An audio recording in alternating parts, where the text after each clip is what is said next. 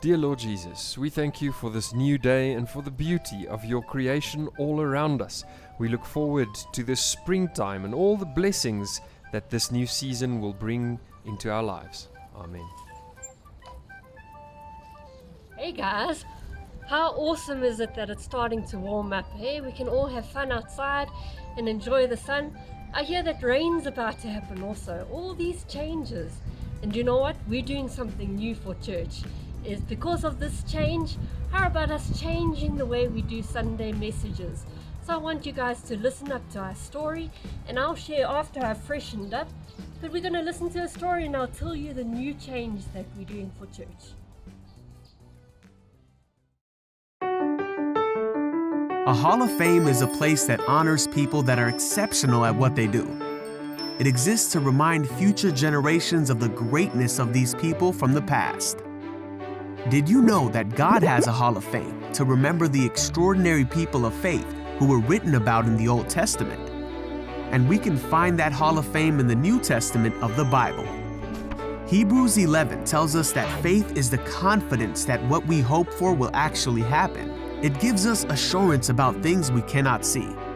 This faith is what gave people in the old days great fame. This faith is what puts them in God's Hall of Fame. By faith, Abel gave his best to God. By faith, Enoch walked with God and was a friend of God. By faith, Noah listened to God, obeyed God, trusted God, and did what's right. It was by faith that Abraham followed God, and that even Sarah, Abraham's wife, believed that God would keep his promise. It was by faith that Isaac promised blessings for the future to his sons, Jacob and Esau. And by faith, Jacob blessed his sons and worshiped God. By faith, Joseph believed that God would guide him and see him through every troubled time. By faith, Moses looked forward to the great reward that God had in store for him and led the people of Israel out of captivity. It was by faith that Rahab was not destroyed with the people in her city who refused to obey God. And it was by faith that Joshua led the people of Israel. All of these people became famous for their faith, yet none of them received all that God had promised. For God has planned something better for us, so that only together with us would they be made perfect. So since God has given us His Hall of Fame of people who have gone before us and had great faith despite hard times, let us run with endurance the race God has set before us. We do this by keeping our eyes on Jesus, the champion who makes our faith perfect, so that one day God may say, "Well done, good and faithful servant," and we may be initiated into His great Hall of Fame. Thank you so much, guys, for giving me the opportunity to go and quickly take a shower and to catch my breath. I hope that you have also figured out what we're going to be doing for the next few weeks. We are definitely going to be concentrating on the faith heroes of the Bible. But what I love about the video we've just watched is they look at Hebrews chapter 11 and 12. If you guys don't remember the verse, it goes like this. Hebrews 11 verse 1 says, "Faith is the confidence that we hope for will actually happen." It gives us the assurance about things we cannot see. What does that actually mean? What does it say about faith? It says that we can have a hope in things that we know are true, even when we do not see them.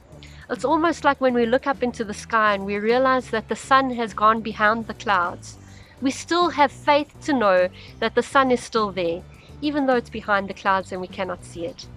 But I believe to have a faith in God is so much more deeper than that. It's believing in things that haven't even happened yet, and to hold on to the promises of God. And that is what the faith heroes did, and I hope that every week we'll see that happening in every single story, that people were given an opportunity to hold on to the trust that they have in God. They are reminded of the promises of God, and the reality is sometimes some of them were living in really dark and tough days. Their life wasn't working out as well as what they were hoping for. And yet they were able to put their hope in God. And they were able to hold on to the trust they had in Him. Now there's another reason why I liked the video that we used this morning. is so often when we speak about heroes, I can't help think of Denver and the fact that he'll immediately start thinking of those superheroes we love so much, like Iron Man and Spider-Man and Captain America, like he says.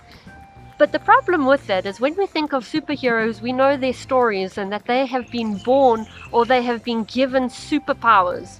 I don't know about you, but I know for a fact that I don't have superpowers. And so when I think of those kind of heroes, I know that I cannot be one of them.